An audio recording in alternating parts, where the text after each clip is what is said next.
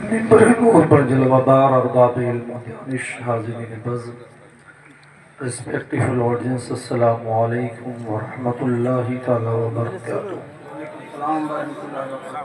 الحمد للہ الذي فضل سیدنا و مولانا محمدا صلی اللہ تعالی علیہ وسلم علی العالمین جميعا وأقامه يوم القيامة للمذنبين المتلوثين الخطائين الهالكين شفيعا فصلى الله تعالى وسلم وبارك عليه وعلى كل من هو محبوب ومرضي لديه صلاة تبقى وتدوم بدوام الملك الحي القيوم ونشهد أن لا إله إلا الله وحده لا شريك له ونشهد أن سيدنا ومولانا محمدا عبده ورسوله بالهدى ودين الحق أرسله صلى الله تعالى عليه وعلى آله وصحبه وبارك وسلم أما بعد فأعوذ بالله من الشيطان الرجيم بسم الله الرحمن الرحيم قال الله تبارك وتعالى في القرآن العظيم والفرقان الحميد تلك الرسل فضلنا بعضهم على بعض منهم من كلم الله ورفع بعضهم درجات آمنت بالله صدق الله مولانا العظيم وصدق رسوله النبي الأمين المتين الأمي الكريم ونحن على ذلك لمن الشاهدين والشاكرين والحمد للہ رب العالمین۔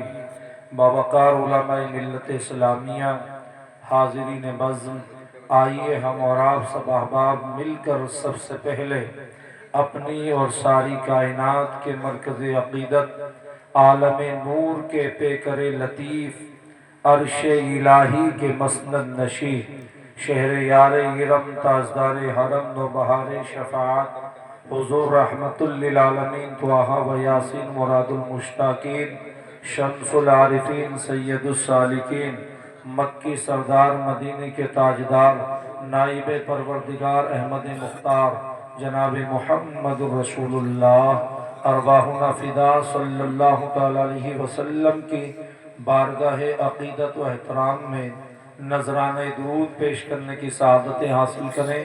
بلند آواز سے درود شریف پڑھیں۔ اللہم صلی علی محمد معدن الجود والکرم منبع العلم والحلم والحکم وآلہ وبارک وسلم صلو علیہ صلاة و سلام علیک یا سیدی یا حبیبی یا رسول اللہ صلی اللہ تعالی علیہ وسلم۔ مولا یصلی وسلم دائما ابدا علی حبیبک خیر الخلق کلہم محمد سید الکونین والثقلین والفریقین من عرب ومن عجم یا اکرم الخلق ما لمن علوذ به سواک عند حلول الحادث العمم یا رب بالمصطفى بلغ مقاصدنا واغفر لنا ما مدعا یا واسی الکرم هو الحبیب الذي ترجى شفاعته لكل حول من الأحوال مقتهم ثم الرداء عن أبي بكر وعن عمر وعن علي وعن عثمان ذي الكرم كلهم من رسول الله ملتمس أو غرفا من البحر أو رشفا من الديم محمد ذكره روح لأنفسنا محمد شكره فرض على الأمم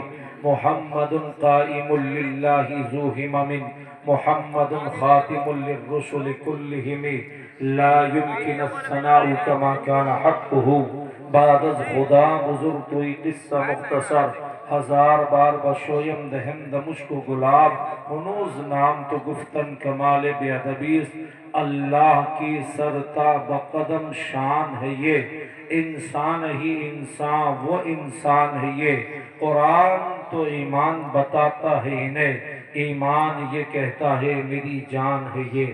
حضرات گرامی، آج کا یہ عظیم و شان اجتماع جو جشن عظمت مصطفیٰ کانفرنس و جشن دستار حفظ قرآن کے حوالے سے موسوم ہے، آج الحمدللہ اس اطراف و اکناف کے اور اس بستی کے عظیم ذمہ دار علماء کی ایک اچھی خاصی تعداد میں ایک ٹیم موجود ہے جو الحمدللہ یہ اپنی اپنی جگہوں پر آفتاب و مہتاب ہیں۔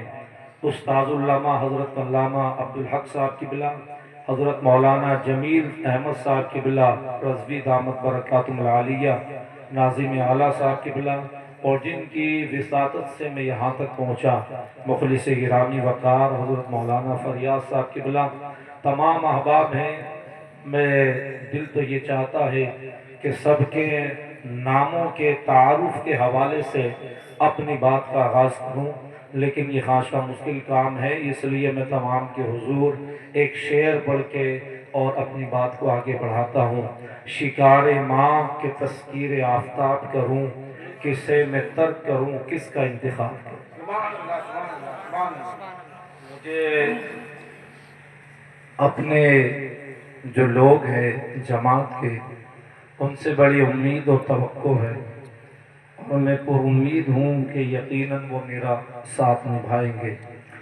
مجھے حضرت علامہ فریاد صاحب نے کہا کہ گاؤں کا ماحول ہے، بستی ہے، مجھے احساس بھی ہے، میں آپ کی قوت سماعت کے حوالے سے جو اس کی بساط ہے اسی حوالے سے انشاءاللہ تعالی گفتگو کرنے کی کوشش کروں گا تاکہ آپ بات کو سن سکیں، سمجھ سکیں۔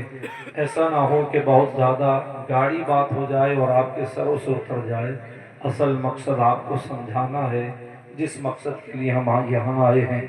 الحمدللہ مجھ سے بیشتر بھی ایک بڑا عظیم خطاب شہزادہ مخدوم سمنہ سے حضرت علامہ سید جامی اشرف شفیع جیلانی سے آپ نے سماعت کیا ہے، اور میرے بعد دستار بندی ہوگی۔ تمام علماء تشریف، مجھے امید ہے کہ تمام لوگ ساتھ دیں گے، اس لیے کہ میں آپ کی خاطر اور آپ کی محبت میں چند باتیں عرض کروں گا تاکہ آپ سمجھیں گے تو یہ لوگ بھی کوشش کریں گے کہ شاید بات سمجھ میں آ رہی ہے۔ تو انشاءاللہ تعالی ہمارے ناظم صاحب اچھی خاصی گاڑی اردو استعمال کر رہے ہیں، لیکن میں اس سے ہلکی اردو استعمال کروں گا۔ جب علامہ فریاد صاحب نعت مصطفیٰ پڑھ رہے تھے تو ایسا لگ رہا تھا جیسے آپ کے دل کے سدرہ پر محبت رسول کا جبریل دستک دے رہا ہو۔ تو آپ مجھے امید ہے کہ انشاءاللہ تعالیٰ سنیں گے اور آگے کارروائی بڑھے گا۔ میں اپنی بات کا آغاز یہاں سے کرتا ہوں۔ میں آپ کو اپنا انٹروڈکشن پہلے دے دوں، یہ بتا دوں کہ میں آپ سے کچھ نہیں کہوں گا، نہ ہاتھ اٹھانا، نہ دائیں نہ بائیں۔ آپ جہاں ہیں بہت اچھے ہیں، بہت اچھے انداز میں بیٹھیے گا، بہت خوبصورت انداز میں آپ سن رہے ہیں۔ نہ میں لطیفے سناؤں گا، نہ قصے کہانیاں مجھے آتی ہیں۔ آپ بس بیٹھیے گا اور آرام کے ساتھ تسلی اور سکون اور اطمینان کے ساتھ بیٹھ کر کے آپ گفتگو سنیں گے، انشاءاللہ تعالی آپ کا دل منور ہوگا۔ اچھی لگے بات تو آپ سبحان اللہ کہیے گا، اور ماشاءاللہ سے حضور انس میاں صاحب کی بلا کی آمد ہو رہی ہے۔ نعرہ تکبیر، نعرہ تکبیر، نعرہ رسالت، مشرق اعلیٰ حضرت، نبیر اعلیٰ حضرت، نبیر اعلیٰ حضرت، نواز حضور مفتی اعظم ہند، خلیفہ حضور قاضی شریعہ، شہزادے حضور خالد ملت، حضور انس میاں صاحب قبلہ، حضور انس میاں صاحب قبلہ بریلی شریف، فیضان اعلیٰ حضرت، نعرہ تکبیر، نعرہ رسالت، مشرق اعلیٰ حضرت۔ اب تو آپ لوگ آرام سے بیٹھیے گا۔ الحمدللہ یہ جلسے کی جو آخری کڑی جن کی سرپرستی و صدارت میں الحمدللہ یہ اجلاس منعقد ہے، وہ عظیم ذات گرامی بارگاہ اعلیٰ حضرت سے آپ کی محبتوں کی تحریک پہ جلوگر ہو چکی ہے، اور آپ حضرت کی زیارت بھی کریں گے اور انشاءاللہ تعالی گفتگو بھی آپ سماعت کریں گے۔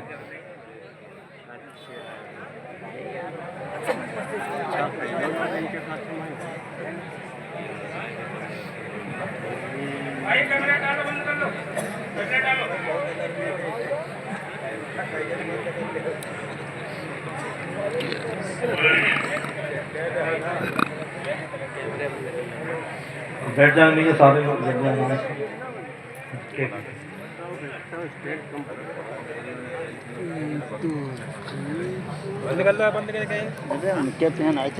اب اس وقت اب کسی کا اور انتظار نہیں ہے.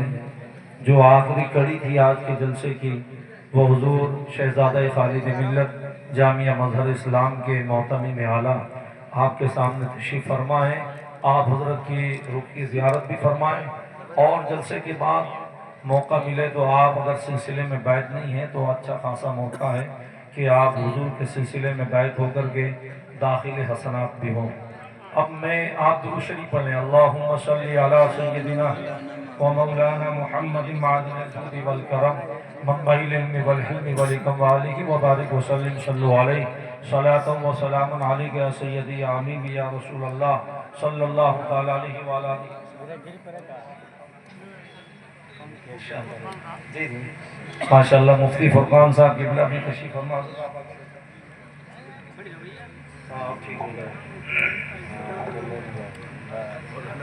جی ایک بار اور درود شریف پڑھ لیں. اللہم صلی علی سیدنا و مولانا محمد معدن الجود والکرم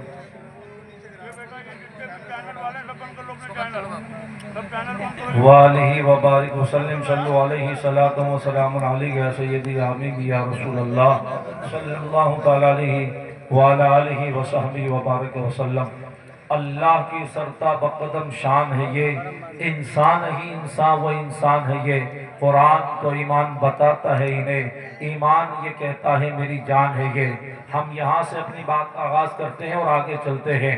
گلے خوش رنگ رسول مدنی و عربی زیب دامان ابد ترہ دستار ازل ہو نہ یہ پھول تو بلبل کا ترنم بھی نہ ہو چمن دہر میں کلیوں کا تبسم بھی نہ ہو یہ نہ ساقی ہو تو پھر میں بھی نہ ہو خم بھی نہ ہو بزم توحید بھی دنیا میں نہ ہو تم بھی نہ ہو خیمہ افلاک کا استادہ اسی نام سے ہے نفذ ہستی تپشی مادہ اسی نام سے ہے قوت عشق سے ہر پست کو بالا کر دے دہر میں اسم محمد سے اجل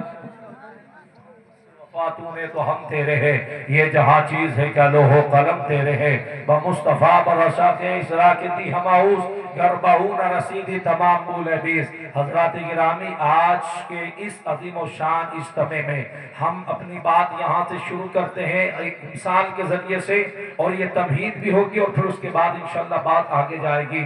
میں آپ سے عرض کرنا چاہتا ہوں کہ آپ ایک بستی میں رہتے ہیں مکان آپ نے لیا اور آپ نے اس زمین کو ایک زمین خریدی اور آپ نے یہ پروگرام بنایا کہ ہم اس پر ایک مکان کو تعمیر کریں. لہٰذا آپ نے زمین کو خرید لیا اور مکان کو تعمیر بھی آپ نے کر دیا.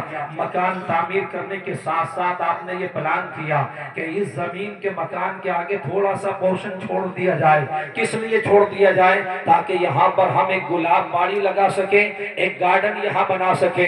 کبھی کبھی جب سورج نکلتا ہوگا تو ہم یہاں بیٹھیں گے تاکہ کھلتے ہوئے گلابوں کو دیکھیں گے تو زندگی میں انقلاب برپا ہوگا. لہذا آپ نے اسی پروگرام کے تحت زمین کو چھوڑ دیا. اس کے بعد جب مکان تیار ہو گیا آپ نے زمین کو تیار کیا اور مارکیٹ سے گلاب کے پودوں کو خریدا آپ نے زمین میں لگا دیا. پھر آپ نے اس کی آبیاری فرمائی یہاں تک کہ وہ جوان ہو گئے. ایک دن وہ آیا کہ اس کی کلیاں چٹکنے لگی اور اس کے اوپر گلاب مسکرانے لگے. جب کھلتے ہوئے گلابوں کو آپ نے دیکھا تو آپ کے دل میں یہ خیال پیدا ہوا یار کہیں ایسا نہ ہو کوئی راستے میں چلتا ہوا آدمی یہ گلاب کے پھولوں کو توڑ نہ دے کوئی اس کے چہرے کو مس نہ کر دے کوئی اس کی پنکھڑیاں اکھاڑ کر نہ پھینک دے. لہذا آپ نے ایک بورڈ لکھ کر کے لگایا کوئی گلاب کو ٹچ نہ کرے کوئی اس کے قریب نہ جائے. لہذا آپ کا بورڈ تھا لوگوں نے دیکھا گزرتے چلے گئے. لیکن آپ مجھے بتائیے کہ آپ نے گلاب کو تو بورڈ لگا دیا کہ آپ گلاب کی خوشبو کو بھی زنجیریں پہنا سکتے ہیں یہ بھی کسی کے دماغ میں نہ جائے یہ بھی کسی کے مشام میں جا کو معطر نہ کرے کوئی اس سے فائدہ نہ اٹھائے. آپ مجھے بتائیے کہ جب نسیم سحری چلے گی باغ صدا گلاب کو جھولا جھلائے گی اور جب لقط گلاب پھیلے گی تو جو بھی قریب سے گزرے گا وہ گلاب کی خوشبو سے فائدہ اٹھاتا چلا جائے گا. بلا تشبیہ دنیا کی بڑی بڑی طاقتوں نے مصطفیٰ کی تعلیم پر پابندی لگانے کی کوشش کی کہ دنیا اس سے فائدہ نہ اٹھانے پائے لیکن ان کی لخت اخلاق جب پھیلی ہے تو دنیا نے فائدہ اٹھایا. دنیا کل بھی فائدہ اٹھا رہی تھی آج بھی اٹھا رہی ہے اور قیامت تک مصطفیٰ کی تعلیم سے فائدہ اٹھاتی رہے گی. وہ سرور کائنات صلی اللہ علیہ وسلم کی ذات گرامی ہے. دنیا نے ان کی نفعت اخلاق سے کل بھی فائدہ اٹھایا تھا اور آج بھی فائدہ اٹھا رہی ہے. آپ تاریخ کا مطالعہ کریں تو یہ بات آپ کو احیا ہوگی کہ دنیا کے پردے پر جب بھی ظلم پھیلا ہے، جب بھی انحراف پھیلا، جب بھی سجدے آوارہ ہوئے، پیشانی غیر اللہ کے سامنے جھکنے لگی، جب ظلم اپنی انتہا کو شباب کو پہنچ گیا کہ کوئی احساس ظلمی بندوں کے سینے سے فنا ہو گیا، تب اللہ تعالیٰ نے کسی نہ کسی پیغمبر کو مبعوث فرمایا اور یہ سلسلہ جناب آدم علیہ السلام سے شروع ہوا اور خاتم النبی محمد رسول اللہ صلی اللہ علیہ وسلم تک جاری و ساری رہا. یہ کہ بعد دیگر انبیاء کرام جلوہ گر ہوتے رہے. ہر نبی اپنے زمانے کے اعتبار سے، اپنے عصر کے اندر، اپنے پیریڈ کے اندر، اپنے دور کے اندر، اپنے افکار کے اندر جو اللہ نے ذمہ داری لگائی تھی، من جانب اللہ جو ڈیوٹی تھی، یہ لوگوں کو ہدایت کی طرف بلانا ہے، صراط مستقیم کی طرف لا کر کھڑا کرنا ہے، ظلمت سے نکالنا ہے، اجالے میں لا کر کے کھڑا کر دینا ہے، اندھیرے سے اٹھانا ہے اور اجالے میں لا کر کے کھڑا کر دینا ہے، جہالت سے اٹھانا اور علم کی خیرات ان کو تقسیم کر دینا ہے. یہ من جانب اللہ انبیاء کی ڈیوٹی تھی. حضرت آدم سے سلسلہ شروع ہوا، خاتم النبیین تک یہ سلسلہ جاری و ساری رہا. لیکن تاریخ کا یہ مطالعہ بڑا دلچسپ ہوگا اور تاریخ ہمیں بتاتی ہے کہ اللہ نے اپنے نبیوں کو ضرور بھیجا، لیکن انہیں بغیر سار و سامان کے بھیجا، انہیں تنہا بھیجا، بغیر مادی طاقتوں کے بھیجا، بغیر آوان و انصار کے بھیجا، بغیر ملٹری کے بھیجا، بغیر آرمی کے بھیجا، بغیر زمینی سلطنت کے بھیجا. کس کے مقابلے میں؟ فرعون کے مقابلے میں، نمرود کے مقابلے میں، وقت کے جبابرہ کے مقابلے میں. وہ خدا قدر و جبار ذوالجلال والاکرام مالک الملک، زمین و آسمان کو پیدا کرنے والا خدا، چاند کو روشنی دینے والا خدا، ستاروں کو چمکانے والا خدا، آبشار کو نغمے دینے والا خدا، مواز دریاؤں کو روانی دینے والا خدا، وہ خدا کائنات کا نظام چلانے والا نمرود کو طاقت دے رہا ہے، فرعون کو حکومت دے رہا ہے اور اپنے نبی ابراہیم کو بھیجتا ہے تو تنہا بھیجتا ہے، بغیر تخت کے بھیجتا، بغیر سلطنت کے بھیجتا، بغیر ملکیت کے بھیجتا. اے اللہ تو طاقت دینا تھے تو فرعون کے ساتھ ساتھ میں موسیٰ کو بھی دیتا، ابراہیم کو بھی دیتا. لیکن تاریخ ہمیں بتا رہی ہے کہ اگر جناب موسیٰ بھی کوئی بادشاہ ہوتے یا جناب ابراہیم بھی کوئی بادشاہ ہوتے اور دونوں میں ٹکراؤ ہوتا اور فرعون اور نمرود تباہ ہو جاتے تو دنیا یہ کہتی دو سپر پاور میں ٹکراؤ ہوا تھا، ایک کامیاب ہو گیا دوسرا ناکام ہو گیا. جیسے کہ تاریخ عالم بادشاہوں کی جنگوں سے بھری ہوئی ہے، لیکن اللہ اپنے نبی کو تنہا اتارتا ہے اور فرماتا موسیٰ تم جاؤ، ابراہیم تم جاؤ، عیسیٰ تم جاؤ. جب تم جا کر کے کامیاب ہوگے اور فرعون اور نمرود تباہ ہوں گے تو دنیا یہ کہے گی یہ طاقت کی کامیابی نہیں، یہ انصاف کی کامیابی ہے، یہ سچائی کی کامیابی ہے، یہ حقانیت کی کامیابی ہے، یہ پیغمبرانہ مشن کی کامیابی ہے، یہ اللہ کے نبی کی ورنہ وہ ساری چیزیں دی جا سکتی تھی جو اغیار گٹھبندھن کے مقابل کے پاس میں تھی، لیکن اللہ تنہا بھیجتا ہے. اور ہمارے رات کے لیے سبق اور میسج بھی تھا کہ 2025 میں رہنے والا مسلمان، 2025 میں رہنے والا مسلمان جب اس کے پاس میں وظاہر وسائل نہ ہو، اس کے پاس میں طاقت نہ ہو، اس کے پاس میں پاور نہ ہو اور طوفان بالا خیز اس کی طرف بڑا چلا جا رہا ہو اور قیامت اس کے دروازے پر دستک دے رہی ہو، اسے حصار ظلم میں لے لیا جائے، تو ایسے وقت میں بھی اپنی تنہائی کی بنیاد پر تمہیں نروس ہونے کی ضرورت نہیں ہے. تم سچائی کا دامن تھامو، دنیا کی طاقت تمہارے قدموں میں جھکتی دکھائی دے گی. وَأَنْتُمُ الْأَعْلَوْنَ إِن كُنتُم مُؤْمِنِينَ. تم ہی اعلیٰ ہو، شرط یہ ہے کہ مومن کامل بن جاؤ. یہ قرآن کا فیصلہ، قرآن کا فیصلہ کیسے غلط ہو سکتا ہے؟ ہمیں اپنے عقید و ایمان کا جائزہ لینا ہوگا کہ ہم ماضی میں کہاں کھڑے ہوئے تھے، ہم حال میں کہاں کھڑے ہوئے ہیں اور ہمیں مستقبل میں کہاں کھڑا ہونا چاہیے. ہمارا ماضی کتنا سنہرا تھا، آج ہم ذلت و پستی اور رسوائی کی جس دلدل میں جا چکے ہیں. دنیا کی بڑی بڑی طاقتیں ہمارے پر میم بنا کر کے پیش کرتی ہے کہ سب سے بڑی جہالت میں اگر نام آئے تو مسلم قوم کا نام آتا ہے، اگر بربادی میں نام آئے تو مسلم قوم کا نام آتا ہے، تباہی میں نام آئے تو مسلم قوم کا آتا ہے، بد اخلاقی میں نام آئے تو مسلم قوم کا آتا ہے. تمہیں معلوم ہے کہ تمہاری طاقت اور پاور کا عالم کیا ہے؟ تمہارا ایمان کا شجرہ ان نفوس قدسیہ سے جا کر کے ملتا ہے. اگر پہاڑ پر لاٹھی مار دے تو پانی کے 12 چشمے جاری کر دے اور اگر اپنی ایری رکھ دے تو زمزم کا کنواں پیدا کر دے اور اگر اشارہ کرے تو پتھر بھی کلمہ پڑھ کے مسلمان ہو جائے۔ نعرہ تکبیر، نعرہ رسالت، مشرق اعلیٰ حضرت شان مصطفیٰ حضور انس میاں صاحب قبلہ خطیب ایشیا یورپ۔ واہ واہ، یہ محمد رسول اللہ ہے، یہ ہمارا ماضی تھا، یہ آج ہمارا حال ہے جو ہمارے سامنے ہے۔ آج دنیا کے پردے پر سب سے زیادہ یتیم قوم کو اگر سمجھا جاتا ہے تو وہ مسلم قوم ہے، اگر سب سے زیادہ جاہل کوئی قوم سمجھی جاتی ہے اس کا نام مسلم قوم ہے۔ آج دنیا کے پردے پر ذلت ہمارا مقدر بن چکی ہے، جہالت ہمارے دامن سے وابستہ کیوں ہے؟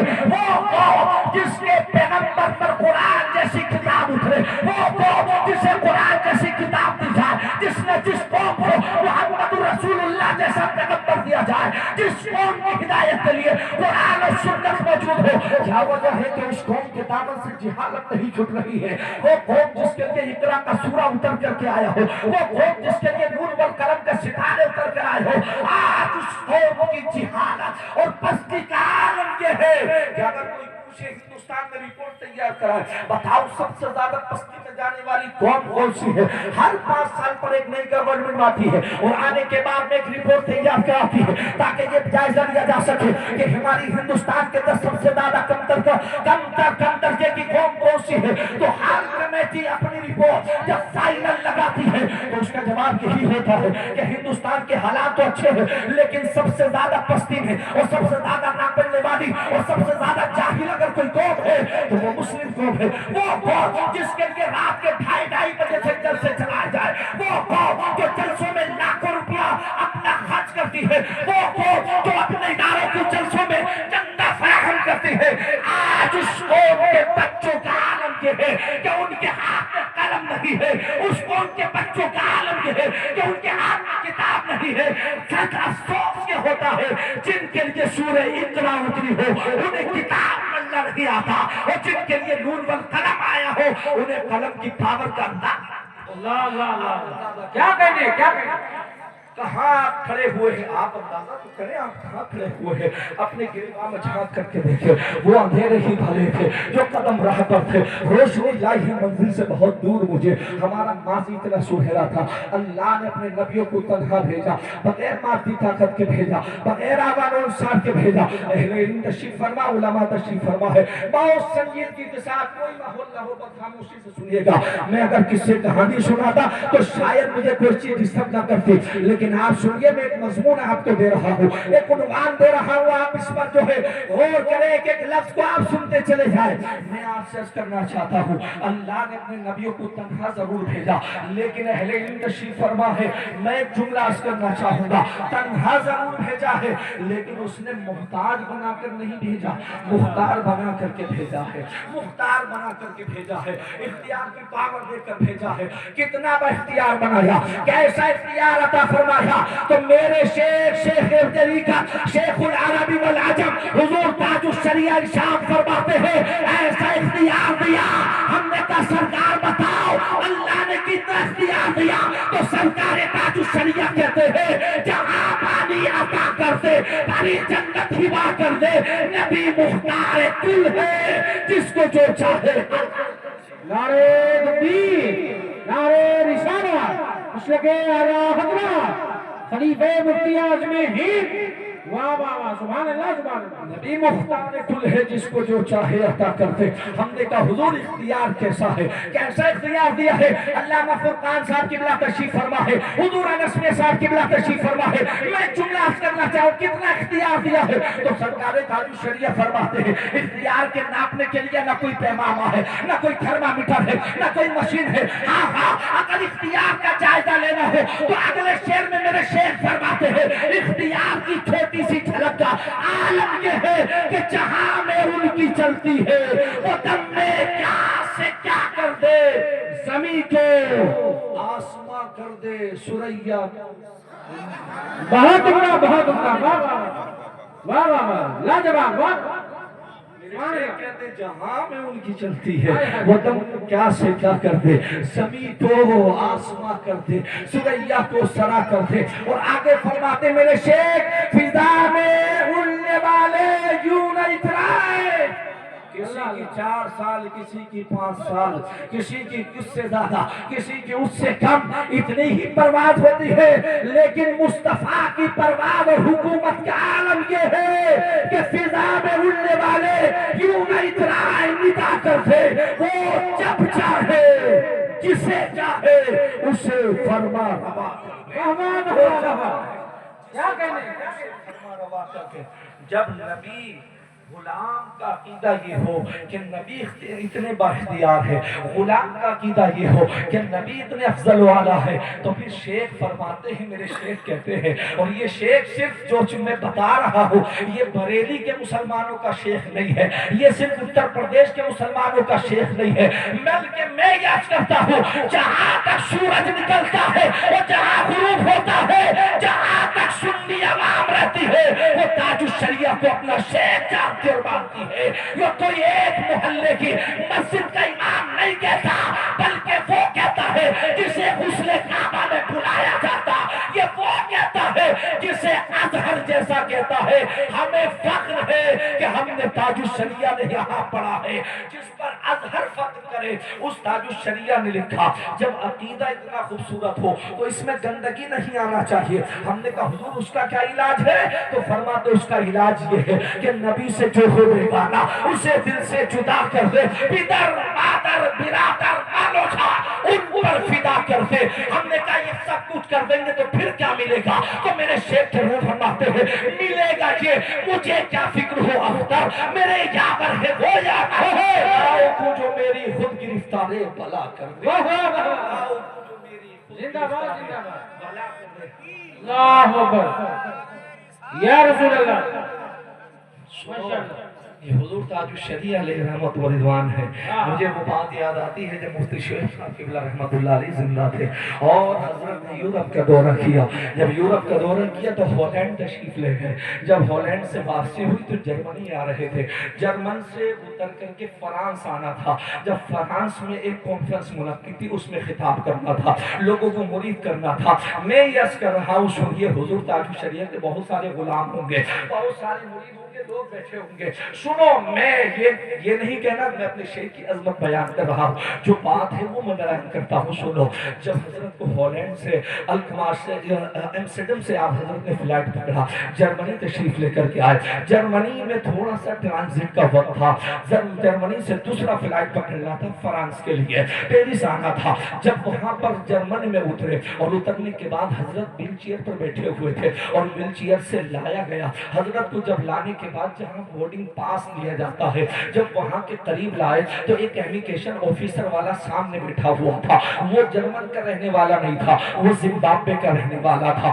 وہاں کی نیشنلٹی اس کے پاس تھی، گورنمنٹ کا ملازم تھا، کالا تھا چہرے سے دیکھنے سے. اس نے جب حضور تاج الشریعہ ویل چیئر پر تشریف لائے، امامہ سجا ہوا تھا، لوگ پیچھے تھے، حضور ارشد میاں صاحب قبلہ بھی تھے اور بہت سارے لوگ پیچھے تھے. جب ویل چیئر میں حضرت کو لایا گیا اور لا جانے کے بعد ادھر سے گزارا گیا، وہ کالا آدمی جو وہاں پر امیگریشن آفیسر تھا اس نے دیکھا تو وہ اپنے کاؤنٹر کرسی سے اترا اور اتر کر کے جہاں اس کا لیپ ٹاپ رکھا تھا کاؤنٹر پہ کھڑا ہو گیا. اور کھڑا ہونے کے بعد اپنی جرمن زبان میں اس نے کہا آ جاؤ آ جاؤ. لوگوں کو اکٹھا کیا کہ دیکھو تو صحیح، یہ آج ایسا لگتا ہے جیسے فادر آف گاڈ زمین پر اتر آیا ہے. اللہ اکبر کبیرہ. وہ حضرت کے قریب آیا اور آنے کے بعد دیکھتا رہا. پتہ نہیں اللہ تعالیٰ نے اس کے دل پر کیا کرم فرمایا، اس کے دل سے ظلمتیں نکلی، نور پیدا ہوا. اس نے کہا حضور مجھے کلمہ پڑھائیے گا اور اپنے کلمہ پڑھا کر اسلام میں داخل فرما لیجیے. جب کلمہ پڑھایا اور کلمہ پڑھا کر کے مسلمان ہوا، جو لوگ ہالینڈ سے ساتھ آ رہے تھے انہوں نے اپنی زبان میں اس سے پوچھا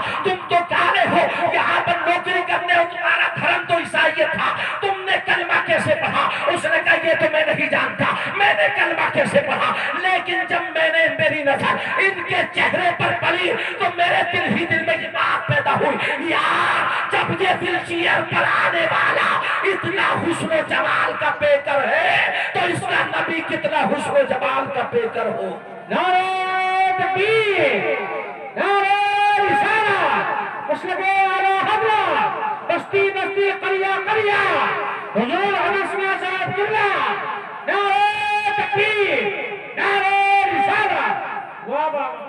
اس نے کہا جب یہ اتنے حسن و جمال کے پیکر ہیں تو بتاؤ تو صحیح وہ نبی کتنا حسن و جمال کا پیکر ہوگا۔ یہیں پر ایک بات عرض کر دوں کہ حضور تاج الشریعہ کا چہرہ تھا وہ اپنے جد کریم حضور حجت الاسلام سے ملتا جلتا تھا۔ حضور حجت الاسلام بہت حسین و جمیل تھے۔ میں جہاں رہتا ہوں موریشس میں، وہ علامہ ابراہیم خوشتر رحمۃ اللہ تعالیٰ علیہ حضور حجت الاسلام ہی کے مرید تھے اور ان کے شاگرد تھے۔ حضور حجت الاسلام علیہ رحمت و رضوان کی سوانح حیات پر انہوں نے کتاب لکھی ہے، اس کا نام ہے تذکرہ جمیل۔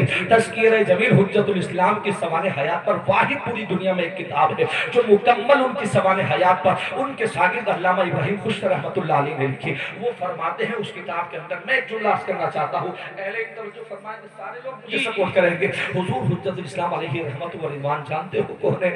نائب احمد رضا کا نام حجت الاسلام ہے۔ وہ حجت الاسلام جس نے عربی زبان میں مکہ اور مدینہ میں مناظرہ کیا تھا، وہ حجت الاسلام جس نے الدولۃ المکیہ بمادۃ الغیبیہ کا ترجمہ کیا تھا، وہ حجت الاسلام جس کی عربی دیکھ کر کے عرب کے شیوخ نے کہا تھا احمد رضا تمہارے شہزادے تو ایسے لگتے ہیں جیسے عربی و نسل ہو، ایسی عربی فصاحت و بلاغت والے اتنے خوبصورت تھے۔ اسی تذکرہ جمیل میں لکھا ہوا ہے کہ سیدنا آل رسول مہربی رحمت اللہ علیہ فرمایا کرتے تھے کہ میری نگاہوں نے حامد میاں سے زیادہ حسین و جمیل نہیں دیکھا ہے، حامد میاں سے زیادہ حسین و جمیل نہیں دیکھا ہے۔ اور میرے استاد محترم محدث بریلوی علامہ تحسین رضا رحمت اللہ علیہ فرمایا کرتے تھے کہ وعدے تھے درس میں بیٹا حجت الاسلام اتنے خوبصورت تھے، اتنے خوبصورت تھے کہ جب کبھی پان کھاتے اس کی پیک اتارتے تھے تو باہر سے زرد محسوس ہوتا تھا، اتنے خوبصورت تھے حضور حجت الاسلام۔ حجت الاسلام کی خوبصورتی کا عالم دیکھے تذکرہ جمیل میں علامہ خوشتر رحمت اللہ علیہ لکھتے ہیں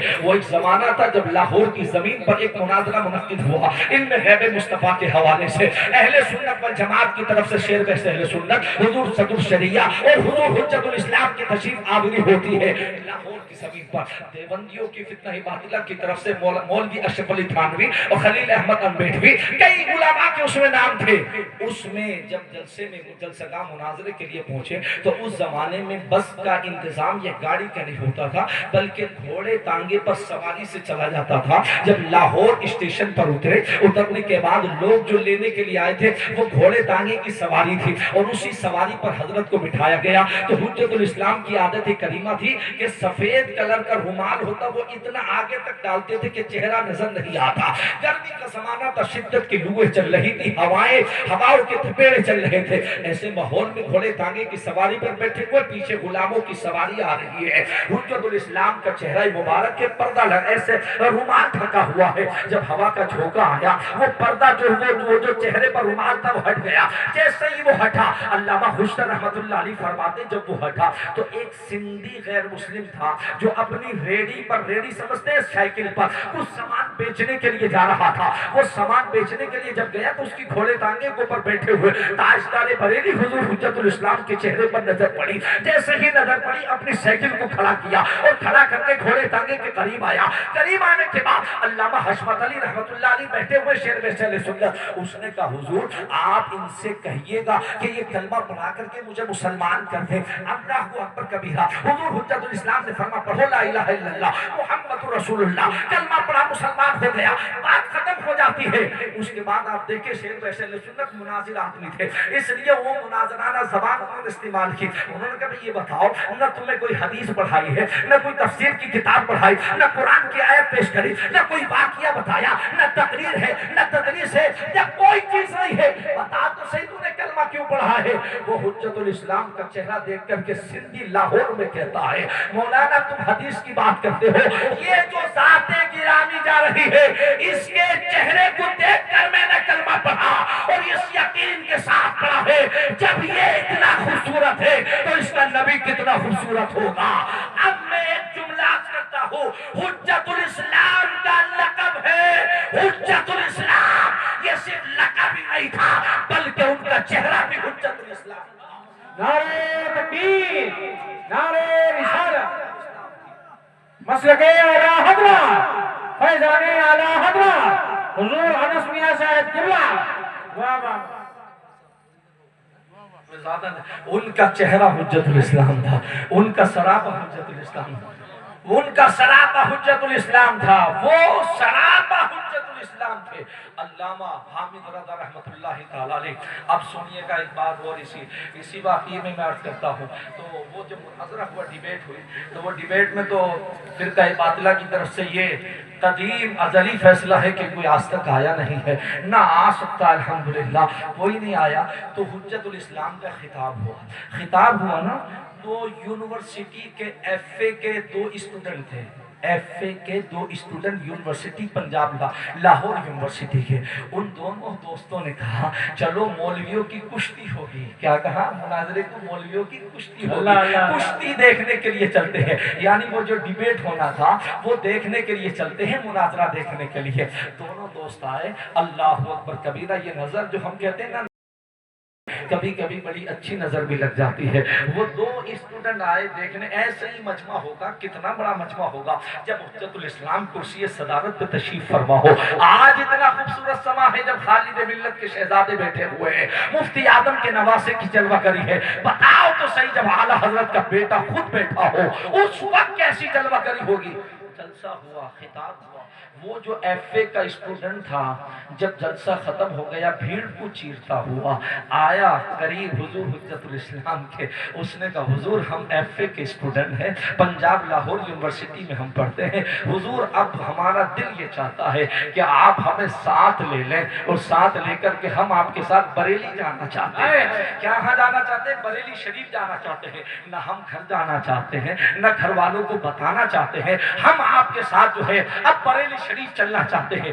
وہ ایف اے کا اسٹوڈنٹ حضور حجت الاسلام نے دیکھا، فرمایا بھائی یونیورسٹی پڑھنے والے بچے ہو، ہوش میں بات کر کے حضور ہوش میں بات کر رہے ہیں۔ آپ نے فرمایا چلیے آپ اسے شہر بریلی لے آئے اور شہر بریلی لانے کے بعد منظر اسلام میں داخل کر دیا۔ وہ بچہ جو کبھی یونیورسٹی کی قالینوں پہ بیٹھتا تھا وہ منظر اسلام کی ٹوٹی ہوئی چٹائی پر بیٹھ گیا، اور بیٹھنے کے بعد اب اس بچے نے قاعدہ شروع کیا، پھر قرآن کی تعلیم شروع کی، پھر قال اللہ قال رسول پڑھنے لگا، پھر حضور حجت الاسلام نے حضور صدر الشریعہ علامہ امجد علی رحمت اللہ علیہ کی آغوش کرم میں ڈال دیا۔ فرمایا یہ بچے کو میں لاہور سے لایا ہوں، اسے سواریے گا۔ وہ منظر اسلام میں پڑھا، منظر اسلام کے بعد علوم معینیہ غریب نواز آستان غریب نواز میں پڑھا، اور غریب نواز میں پڑھنے کے بعد پھر وہ بچہ پلٹ کر کے بریلی آیا، تو اس بچے کو منظر اسلام کی شیخ الحدیث کی مسند پر بٹھایا گیا، اور مسند پر بٹھائے جانے کے بعد کہا گیا آج کے بعد تم منظر اسلام کے محدث ہو، تم منظر اسلام کے شیخ الحدیث ہو۔ جانتے وہ بچہ کون تھا؟ وہ بچہ محدث اعظم پاکستان علامہ سردار احمد رحمت اللہ علیہ کی ذات گرامی تھی۔ ایک بچہ جو ایف اے کا اسٹوڈنٹ ہو حجت الاسلام کی نظر پڑ جائے تو فقط مفتی نہیں بنتا بلکہ محدث اعظم۔ واہ واہ واہ واہ، زندہ باد زندہ باد، واہ واہ واہ واہ۔ وہ حضور نعرہ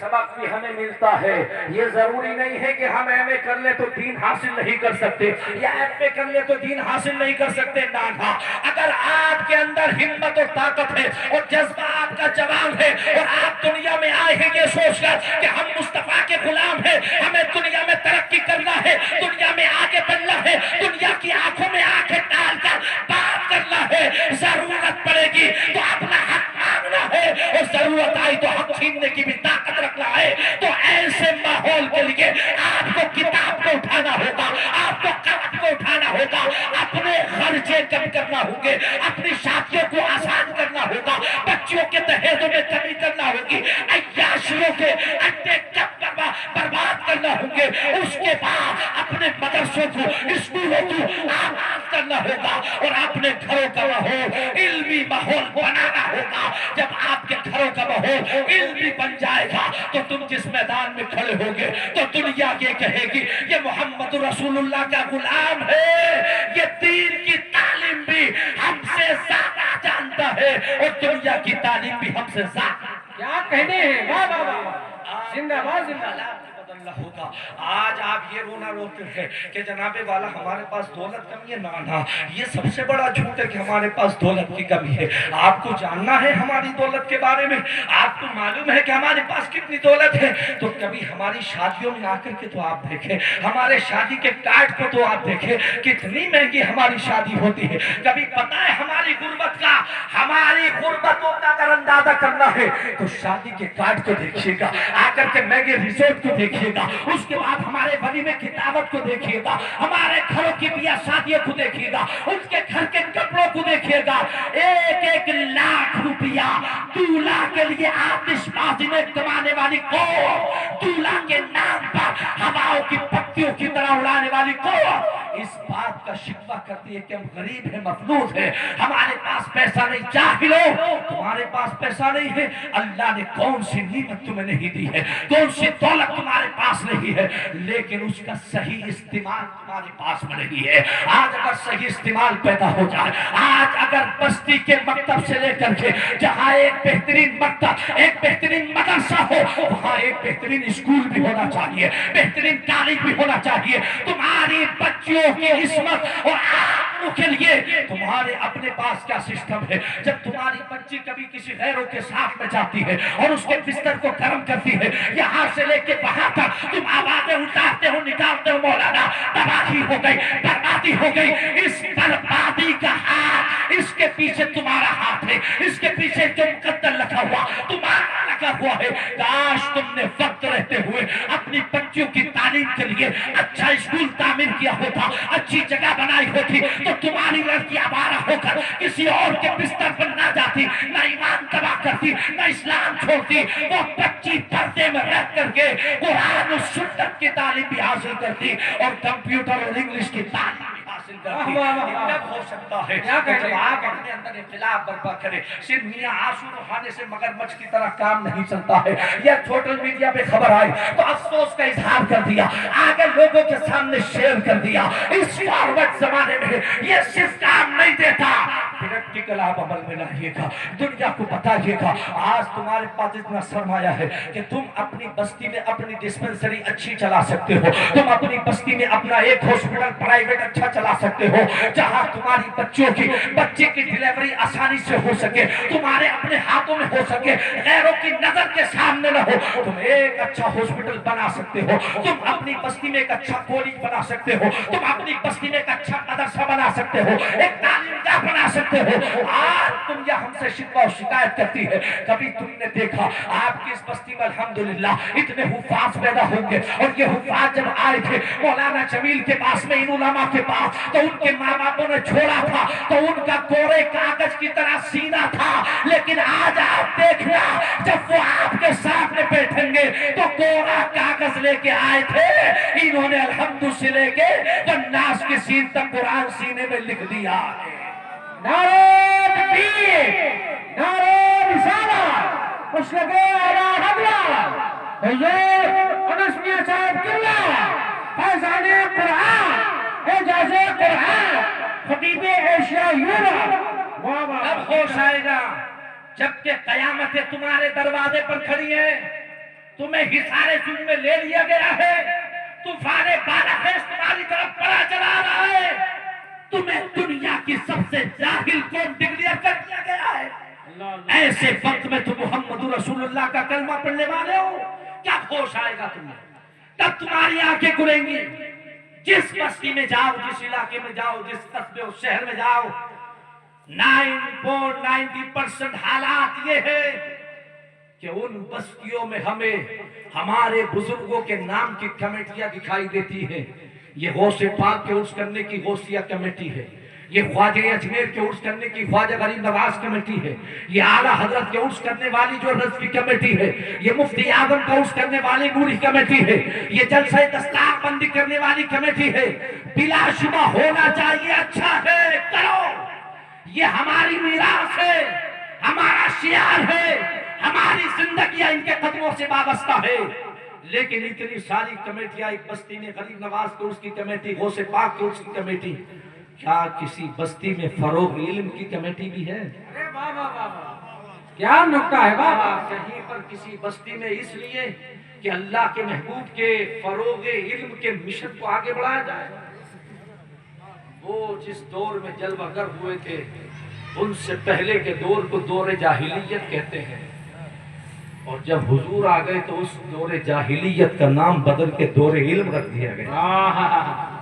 جس نبی نے جاہلیت کو تبدیل کر کے دور علم میں بدل دیا ہو، اس کے امتیوں کا آج یہ حال ہے کہ بستی کی سب سے زیادہ کم تر قوم بھی ہماری ترقیوں سے کہیں زیادہ آگے ہے، علم میں آگے ہے، بہت ساری چیزوں میں ہم سے آگے ہے.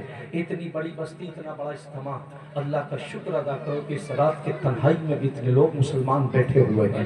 آپ کا عقیدہ جوان ہے، آپ کا ایمان جوان ہے، آپ کا حوصلہ جوان ہے. آج اس انجمن میں آپ آئے ہو تو یہاں سے یہ سبق لے کر کے جاؤ کہ پھر سے ہماری بچی کسی غیروں کے بستر کی زینت نہ بن سکے. ہمیں یہ تہیہ کرنا ہوگا، ہمیں یہ عزم کرنا ہوگا، ہمیں یہ یقین دلانا ہوگا، ہمیں اپنے آپ سے یہ فیصلہ لینا ہوگا کہ اب بہت ہو چکا ہے. ہمیں اپنے پیسے کو جمع کرنا ہوگا، اور جمع کرنے کے بعد بچوں کی تعلیم کے لیے ایک اچھی درسگاہیں ہمیں قائم کرنا ہوگی جہاں ہمارے بچے دین بھی حاصل کر سکے اور جہاں ہمارے بچے دنیا بھی حاصل کر سکے. اور یاد رکھیے گا، کوئی بھی علم یہ کہا جاتا ہے یہ دین کا علم ہے، یہ اسکول میں پڑھنے والے صاحب ہیں، نام عبدالغفور ہے، یہ دین کا دنیا کا علم ہے. یہ حافظ جی مدرسے میں پڑھ لیں، یہ دین کا علم ہے. یہ تقسیم اسلام کی تقسیم نہیں ہے، یہ اسلام کی تقسیم نہیں ہے. یاد رکھیے گا، کوئی بھی علم دنیا کا علم نہیں ہے، سب دین کے علم ہے، سب دین کے علم ہے. مگر شرط یہ ہے کہ وہ علم، وہ سبجیکٹ جس کے ذریعے مصطفیٰ کی غلامی نصیب ہو جائے وہ دین کا علم ہے، اور جس کے ذریعے سے مصطفیٰ سے دوری ہو جائے وہ دنیا کا علم ہے. ایک بچہ IAS کی ڈگری حاصل کرنے والا، MBBS بننے والا، MD بننے والا، DM بننے والا، اگر پڑھنے کے بعد مصطفیٰ کے قدموں کا غلام ہے وہ دین کا علم ہے. اور ایک بندہ بخاری پڑھنے کے بعد بھی مصطفیٰ کا گستاخ ہے وہ کہ ایک آدمی جو بخاری تک بھی پڑھ جائے اسے تعظیم مصطفیٰ کا پتہ نہ ہو، عظمت مصطفیٰ اس کے سامنے نہ ہو، سیرت مصطفیٰ اس کے سامنے نہ ہو. بس اگر بتائے بھی تو یہاں تک کہ بکریاں چرایا کرتے تھے معاذ اللہ. ہم نے کہا کہ تمہیں سیرت مصطفیٰ میں صرف یہی بات نظر آیا کہ حلیمہ کی بکری چرایا کرتے تھے؟ کعب قوسین او ادنیٰ پر جانا دکھائی نہیں دیتا ہے کہ مصطفیٰ کی رفعت و بلندی تمہیں نظر نہیں آتی؟ کسی نے بہت اچھے انداز میں کہا تھا کہ مصطفیٰ کی عظمتوں کا عالم یہ ہے کہ مقام مصطفیٰ کیا ہے اور خدا کی عظمتیں کیا ہے محمد مصطفیٰ جانے، اور مقام مصطفیٰ کیا ہے محمد کا خدا جانے. یاد رکھیے گا، میں عرض کر رہا تھا اللہ نے اپنے نبیوں کو تنہا ضرور بھیجا لیکن محتاج بنا کر نہیں، مختار بنا کر کے بھیجا. اور ہر زمان سنیے گا، ایک ایک لفظ سنیے گا، ہر نبی کو اس کے زمانے کے ڈیمانڈز کے اعتبار سے، اس کے دور کے داعیات کے اعتبار سے، اس کے زمانے کے چیلنجز کے اعتبار سے، اس کے دور کی ریکوائرمنٹ کے اعتبار سے، جیسا زمانہ تھا ویسے ویسے اللہ نے معجزات بھی عطا فرمائے. مثال کے طور پر آپ سمجھیے گا، جناب موسیٰ کو اللہ نے بھیجا تو ان کو یہ جو معجزات دیے، ید بیضا کا معجزہ عطا فرمایا، انفلاق بحر کا معجزہ عطا فرمایا، انشقاق حجر کا معجزہ عطا فرمایا، منہ و سلوہ اتارنے کا معجزہ دیا. کیوں دیا گیا تھا؟ اس لیے کہ وہ جس دور میں آئے تھے اس دور میں جادو سحر و طلسم کا دور تھا. اتنا دور تھا کہ فرعون کی حکومت کی چولے جادوگروں کے نیچے دبی ہوئی تھی. وہ اپنے اقتدار کی عظمت کو منواتا تو جادوگروں کے ذریعے سے منواتا تھا. ایسے دور میں اللہ نے موسیٰ علیہ السلام کو ید بیضا لے کر بھیجا. فرما تم جاؤ، جب جادوگروں کے جادو فیل ہو جائیں گے فرعون خود بخود اپنی موت مر جائے گا اور وہ لوگ کلمہ پڑھ کر کے مسلمان ہوں گے. دور آگے چلا، جناب عیسیٰ پیغمبر کا دور آیا. دور ایسا ہوا کہ طب یونانی اپنے شباب پر تھا. میں ایک ایک جملے پر توجہ چاہوں گا. طب یونانی اپنے شباب پر تھا. کون سا یونان؟ ارسطو کا یونان، سقراط کا یونان، مولانا سینا کا یونان، ارسطاطالیس کا یونان، جن کا دعویٰ یہ تھا کہ ہم نے دنیا کی ہر بیماری کا علاج تلاش کر لیا ہے سوائے ایک بیماری کے جس کا نام موت ہے. ہمارا ریسرچ جاری ہے جس میڈیسن بنا دی جائے گی، اس کی ویکسین کو تیار کر دیا جائے گا، اس کا انجیکشن بنا دیا جائے گا، اس کے بعد کسی کو مرنا نہیں ہوگا، پھر قبر میں جانا نہیں ہوگا، پھر نکیرین کے سوالات نہیں ہوں گے، پھر حشر برپا نہیں ہوگا، پھر نشر کی کیفیات نہیں ہوں گے۔ لائف ہیئر آفٹر کا انکار کیا تھا یونان کے طبیبوں نے، انہوں نے سمجھا تھا کہ شاید موت کسی ایک بیماری کا نام ہے، ان کا فطری خیال تھا کہ ہم اس کی دوا بنا دیں گے، اس کی دوا بنا دیں گے، اس کی ویکسین تیار کر دیں گے، کسی کو نہیں مرنا ہوگا۔ ایسے دور میں جب زندگی کا دعویٰ کیا جا رہا تھا تو اللہ نے اپنے پیغمبر عیسیٰ کو مسیحا بنا کر بھیجا، فرمایا عیسیٰ تم جاؤ اور جانے کے بعد مردے کو ٹھوکر مارو، جب مردہ کھڑا ہوگا تو دنیا پکار کر کہے گی ارسطو کے ماننے والوں، سقراط کے ماننے والوں، ابن سینا کے ماننے والوں، موت کا علاج چاہتے ہو تو یونان کے میڈیکل میں نہیں ہے، موت کا علاج چاہتے ہو تو اللہ کے نبی کے قریب آؤ، وہ ٹھوکر مارے گا تو مردے زندہ ہو جائے۔ نعرے تکبیر، نعرے رسالت، اشرق اعلی حضرت فیضانی اولیاء کرام حضور انس میاں صاحب اللہ خطیب ایشیا و یورپ، ٹھوکر مارے تو مردے زندہ ہو جائے۔ جب جناب عیسیٰ کا یہ عالم ہے تو وقار عیسیٰ کا کیا عالم ہے، جان عالمین کا عالم کیا ہوگا، سرور کشور رسالت کا عالم کیا ہوگا، چارہ سازہ ددمندہ کا عالم کیا ہوگا، محبوب خدا کا عالم کیا ہوگا، مصطفیٰ کا عالم کیا ہوگا، مجتبیٰ کا عالم کیا ہوگا، شمس الدحا کا عالم کیا ہوگا، بدر الدجا کا عالم کیا ہوگا، صدر الورا کا عالم کیا ہوگا، نور الوہدا کا عالم کیا ہوگا، کہف الورا کا عالم کیا ہوگا، زمین و آسمان کے مالک و مختار محمد مصطفیٰ کا عالم کیا ہوگا۔ اندازہ کریں، تاریخ شاہد ہے، عیسیٰ پیغمبر کا معجزہ یہ ہے کہ جب کسی آدمی کا جسم پہلے سے موجود ہوتا، باڈی پوری، یہ آنکھ بھی ہے، ناک بھی ہے، کان بھی ہے، حواس سے خمسہ کام کر رہے ہیں، یہ ساری چیزیں فنکشن کر رہی، ایکٹیویٹ ہے، لیکن اسی سے روح نکال لی جائے، آنکھ رہتی ہے دیکھ نہیں سکتی، کان ہے سن نہیں سکتا، ناک سون نہیں سکتی، زبان بول نہیں سکتی، اسی ڈیڈ باڈی کو عیسیٰ پیغمبر کی بارگاہ میں لایا جاتا، وہ کہتے کن بزن اللہ، وہ ڈیڈ باڈی کھڑی ہو جاتی، اللہ روح کو واپس کر دیتا۔ لیکن مصطفیٰ کا معجزہ یہ ہے کہ ابو جہل مصطفیٰ کی بارگاہ میں کوئی ڈیڈ باڈی لے کر نہیں آیا تھا، پتھر اٹھا کر لایا تھا، آمینہ کے لال نے اشارہ کیا تو اللہ نے روح بھی عطا کی ہے، باڈی بھی عطا فرمایا۔ ارے واہ واہ واہ، کیا کہنے ہیں، زندہ باد زندہ باد۔ یہ سرور کائنات ہے۔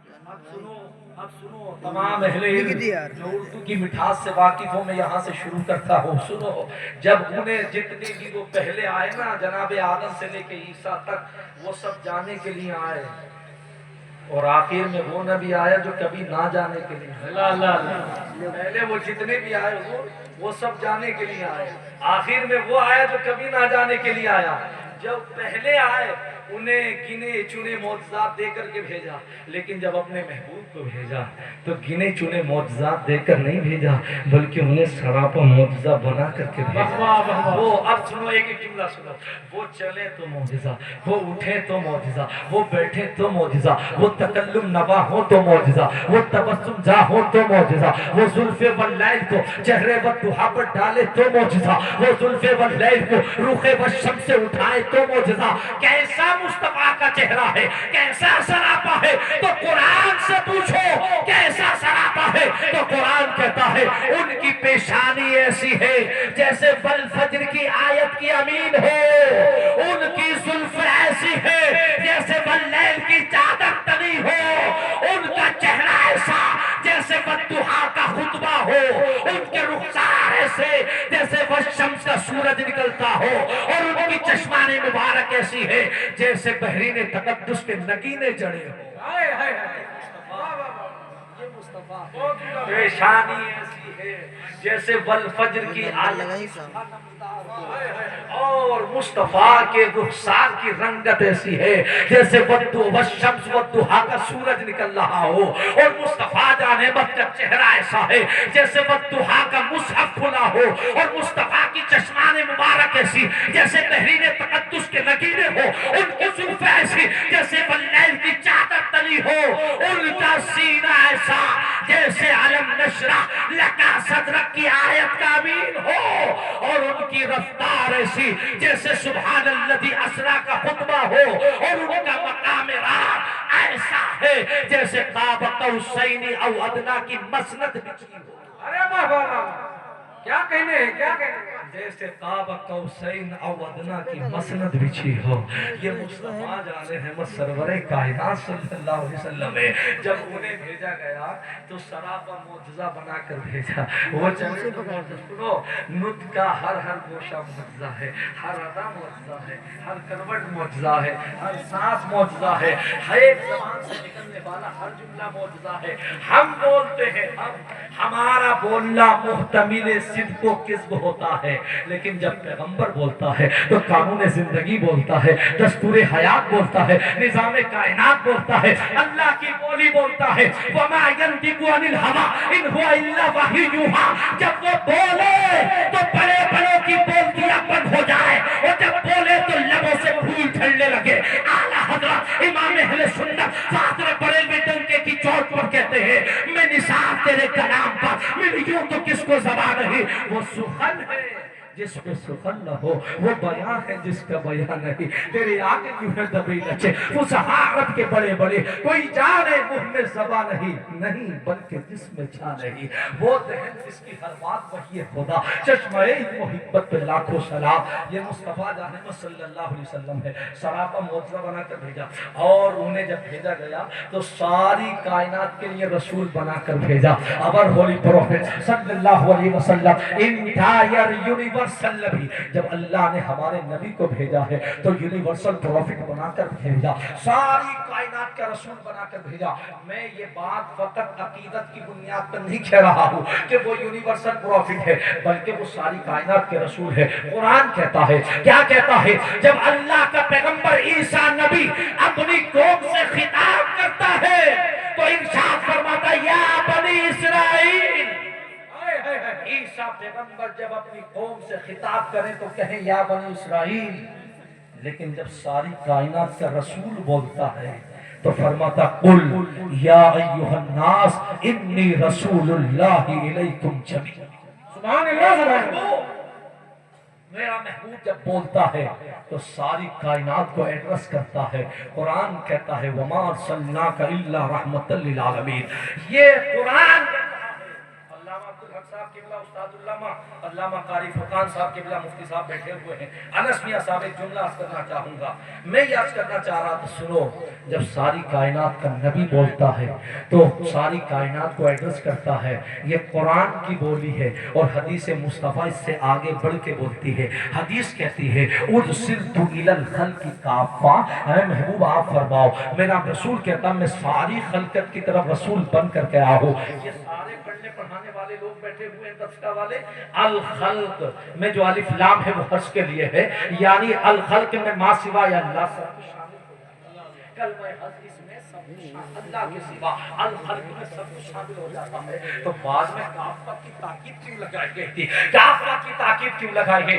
ارسلت الی الخلق کافہ. کافہ کی تاکید بتا رہی ہے کہ کائنات کا کوئی ذرہ، کوئی گوشہ مصطفیٰ کی نبوت اور رسالت سے پاک نہیں ہے. کائنات کے ذرے ذرے پر حکمرانی ہے مصطفیٰ جانبت کی، اس لیے کہ کائنات کو انہی کے لیے بنایا گیا ہے، انہی کے قدموں سے واہ واہ واہ واہ. تبھی تو اعلیٰ حضرت امام اہل سنت فاضل بریلوی ڈنکے کی چوٹ پر کہتے ہیں، زمین و زمان تمہارے لیے، مکین و مکان تمہارے لیے، چنی و چنا تمہارے لیے، اور یا رسول اللہ بنے تو جہاں تمہارے لیے، دہن میں زبا تمہارے لیے، بدن میں ہجا تمہارے لیے، آقا ہمارے یہاں تمہارے لیے، اٹھے بھی وہاں تمہارے کیا کہنے، سبا وہ چنے کے باغ پھلے، وہ پھول کھلے کے دن ہو بھلے، لباس کے تلے سنا میں کھلے، رضا کی زبان تمہارے لیے. سبحان اللہ. سننے میں جگہ سننے آپ لوگ بیدار ہیں نا؟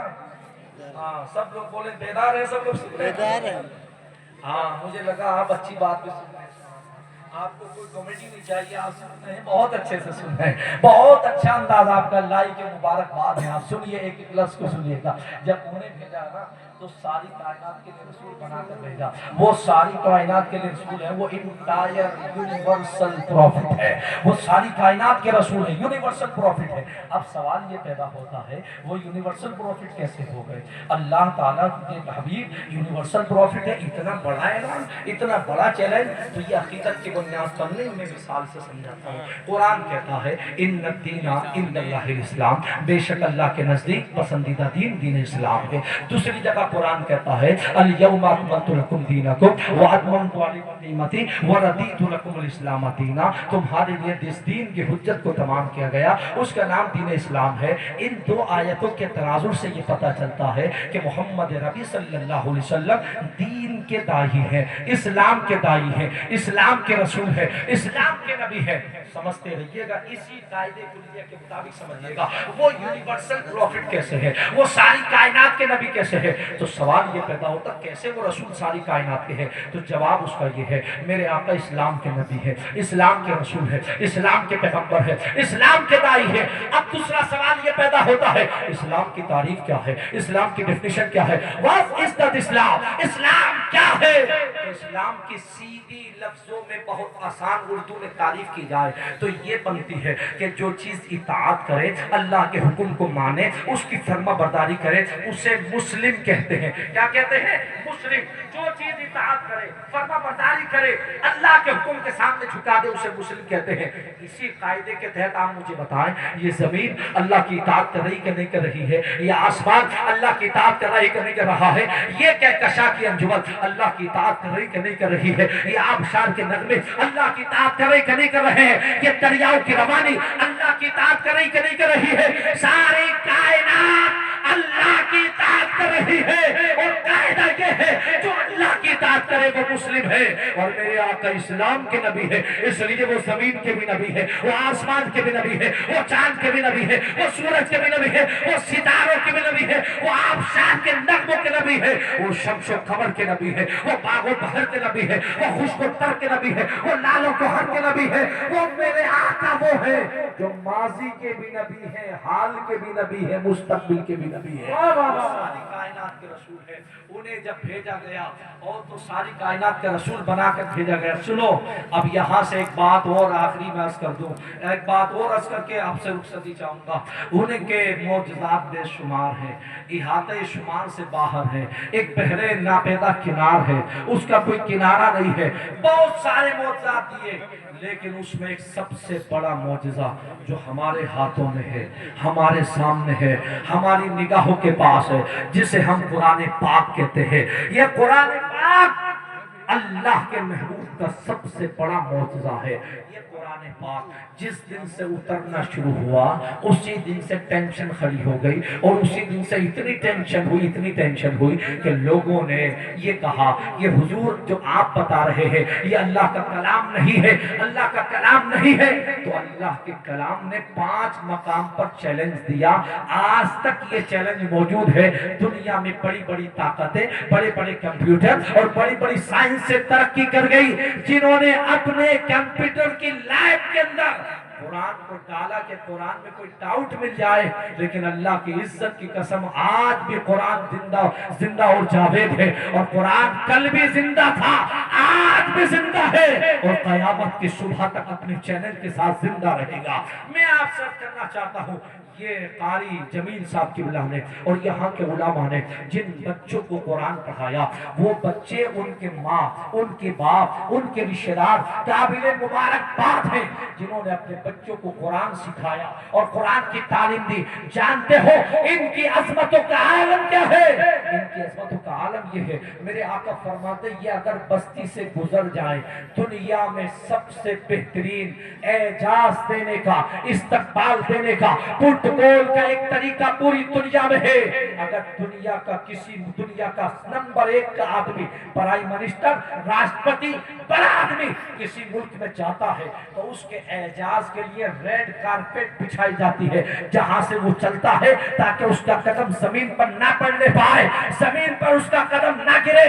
ریڈ کارپیٹ کو بچھا دیا جاتا ہے. یہ دنیا کا سب سے بڑا اعجاز کا طریقہ ہے، مگر آؤ پوچھو تو صحیح، اس سے بھی بڑا کوئی استقبال کا طریقہ ہے، اس سے بھی بڑا کوئی اعجاز ہے؟ تو میرے آقا حدیث پاک میں فرماتے ہیں یہ جو بچے تم تعلیم حاصل کرتے ہیں اور اپنے سینے سے قرآن لگا کر کے جاتے ہیں، بظاہر ان کے قدموں کے نیچے ریڈ کارپیٹ تو نہیں بچھایا جاتا، لیکن اللہ کی رحمت کے فرشتے اپنے پروں کو بچھا دیا کرتے ہیں۔ ان کے اعجاز کا عالم یہ ہے، یہ بچے جب تک پڑھے تو طالب علم ہے، ان کے قدموں کے نیچے ریڈ کارپیٹ کی جگہ نورانی پر بچھا دیے جاتے ہیں، اور جب یہ عالم بن جائے تو نبی فرماتے ہیں سمندر کی مچھلیاں بھی ان کے لیے دعائیں مغفرت کرتی ہے، دریا میں رہنے والی رد بلوں میں رہنے والی چوٹیاں بھی ان کے لیے دعائیں مغفرت کرتی ہے، ہوائیں دعائیں مغفرت کرتی ہے، درخت کے پتے بھی دعائیں مغفرت کرتے ہیں۔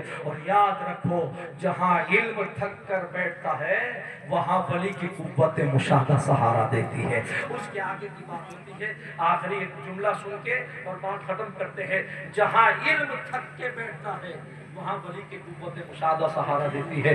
دلی کی سرزمین ہے، اسی دلی کی سرزمین پر ہندوستان کا ایک تاجدار، ہندوستان کا بادشاہ جو بہت انصاف پر تھا، بڑا دیانتدار امانت دار تھا، جس نے 54 سال تک تبت کی وادی سے لے کے افغانستان کی سرحدوں تک اکیلے بھارت کے تختے پر بیٹھ کر کے حکومت کی تھی۔ اس عظیم بادشاہ کا نام حضرت اورنگزیب عالمگیر رحمت اللہ علیہ ہے۔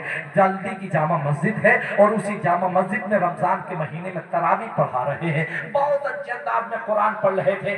دوران تراویح قرآن کی تلاوت میں پیچھے سے کسی نے لقمہ دیا، اورنگزیب عالمگیر نے اس کو ایکسپٹ نہیں کیا، پھر دیا پھر ایکسپٹ نہیں کیا، پھر دیا پھر ایکسپٹ نہیں کیا، نماز کمپلیٹ کی۔ شہنشاہ ہندوستان اورنگزیب عالمگیر دلی کے منبر پر کھڑا ہوا تو بڑا شاہی جاہو جلال تھا، اور جاہو جلال کے ساتھ بولا کون ہے جس نے مجھے لقمہ دیا، میں غلطی پر نہیں ہوں۔ شہنشاہ کی جب کڑکدار آواز کو سنا تو ساری دلی کی جامع مسجد میں سناٹا چھا گیا۔ اسی عالم میں بیچ میں سے ایک شخص جس کے بال بکھرے ہوئے تھے اور اس کے بال غبار آلود تھے، کپڑے پھٹے پرانے تھے اور اس پر گدڑی میں پیمن لگے ہوئے تھے، اللہ اکبر، وہ کھڑا ہوا، فقیر بے نوا کھڑا ہو کر کہتا میں ہوں۔ جب شہنشاہ ہندوستان کی نظر اس فقیر بے نوا کے چہرے پر پڑی تو بادشاہت کے قدموں میں لرزہ طاری ہو گیا۔ جب شہنشاہ کھڑا ہوا تھا تو شاہی جلال بول رہا تھا کون ہے، اور جب فقیر بے نوا کو دیکھا تو ناز بندگی اس تیور میں بات کر رہی تھی، حضور اللہ اللہ اللہ اللہ اللہ اللہ۔ علامہ عبدالحق صاحب گیولا جب شہنشاہ کھڑا ہوا تو شاہی جلال بولتا تھا کون ہے، اور جب فقیر بے نوا کو دیکھا تو ناز بندگی اس تیور میں بات کر رہی تھی۔ آپ ہیں، یہ فقیروں کی بات ہے۔ تو آئے کون تھے وہ؟ حضرت محمد اللہ شاہ الہ آبادی رحمت اللہ علیہ عالمگیر کے استاد تھے۔ آیا کھڑا ہو گیا، اس سے یہ پتا چلا کہ استاد کا ادب، اگر تم شہنشاہ ہندوستان بھی ہو، استاد کھڑا ہو جائے تو ادب یہ ہے کہ ہاتھ اللہ اللہ اپنی نظریں جھکا لو، اس لیے کہ شہنشاہ ضرور ہو لیکن یہ تمہارا استاد ہے جس نے تمہیں علم دین مصطفیٰ سے آراستہ کیا۔ شہنشاہ کھڑا ہو گیا، کہا حضور کیسے فیصلہ ہوگا؟ تو آپ نے فرمایا قرآن منگائے جائیں۔ قرآن اس زمانے میں ہاتھ سے لکھے جاتے تھے، خود عالمگیر بھی لکھتے تھے اور اسی کو چاندنی چوک میں لا کر کے بھیجا جاتا تھا، اسی کے ذریعے سے جو ہے ان کے گھر کا خرچ چلتا تھا۔ ایک ٹوپی بناتے تھے، قرآن لکھتے تھے۔ اتنا بڑا تاجدار گھر کا خرچہ چلائے تو ایسے چلتا تھا۔ قرآن کے ایڈیشن منگائے گئے تو 9 نسخے اس زمانے میں دلی کی جامع مسجد میں تھے۔ علامہ فرقان صاحب 9 نسخے منگائے گئے، بولا گیا اورنگزیب عالمگیر جو پڑھ لیتے وہی تھا، دوسرا کھولا وہ جو پڑھ لیتے وہی تھا، تیسرا کھولا جو پڑھ لیتے وہی تھا، چوتھا کھولا جو عالمگیر پڑھ لیتے وہی تھا، پانچواں کھولا جو عالمگیر پڑھ لیتے وہی کھولا۔ 9 میں سے 5 عالمگیر کی تائید کر رہے تھے، 4 تھے جو محب اللہ شاہ الہ آبادی کی تائید کر رہے تھے۔ تو اس نے ہاتھ جوڑ کر اورنگزیب عالمگیر نے کہا حضور آپ کے کاتبوں سے غلطی ہو گئی ہے، آپ کو متشابہ لگ گیا ہے، آپ لہذا اصلاح کروا لیں۔ 5 میرے ساتھ ہیں، 4 آپ کے ساتھ میں ہے، فقیر بے نوا نے یہ سنا تو جلال آ گیا، اور جلال میں آ کر کے فقیر نے کہا عالمگیر تو یہ دیکھ کے قرآن پڑھتا ہے؟ فقیر وہ دیکھ کے قرآن پڑھتا ہے، دیکھنا چاہتا ہے، چہرے پر ہاتھ پھیرا تو عالمگیر قدموں میں گر کر گیا، سرکار لوح محفوظ پر وہی ہے جو کیا کہنے واہ لوح محفوظ پر وہی لکھا ہے جو آپ پڑھ رہے ہیں۔ جہاں علم تھک کر بیٹھتا ہے وہاں ولی کی قوت مشاہدہ سہارا دیتی ہے۔ اس درسگاہ کو آپ قائم رکھیں، مدرسہ غوثیہ تعمیر ملت کو قائم رکھیے گا، علامہ صاحب کا سپورٹ کیجئے گا، حضور حنسمیہ صاحب کی بلا بھی تشریف فرما، انشاءاللہ پھر آپ سے ملاقات ہوگی۔ تھوڑا بول دو تھوڑا۔ سنو، جہاں پر علم دم توڑتا ہے وہاں ولی کی قوت مشاہدہ سہارا دیتی ہے، جہاں علم کی سرحدیں بند ہو جاتی ہیں وہاں سے ولایت کی اور مشاہدے کی سرحدوں کا آغاز ہوتا ہے۔ آج بھی دنیا کے پردے پر بہت ساری کتابیں لکھی جاتی ہیں، روزانہ انٹرنیٹ پر ہزاروں کی تعداد میں اپلوڈ کیا جاتا ہے، لیکن آج ہزاروں کتابوں سے وہ کام نہیں بنتا جو غوث پاک ایک نظر کرامت سے بنا کرتا تھا۔ آج بھی وہ ہزاروں لٹریچر سے وہ کام نہیں ہوتا ہے جو خواجہ اجمیر کی ایک نظر کرامت۔ یہ آپ حال رکھیں، یہ جہاں پر علم کی سرحدیں بند ہوتی ہے وہاں سے قوت مشاہدہ سہارا دیتی ہے۔ بے شمار واقعات ہیں۔ I will come back next time انشاءاللہ تعالیٰ۔ جی انشاءاللہ پھر آپ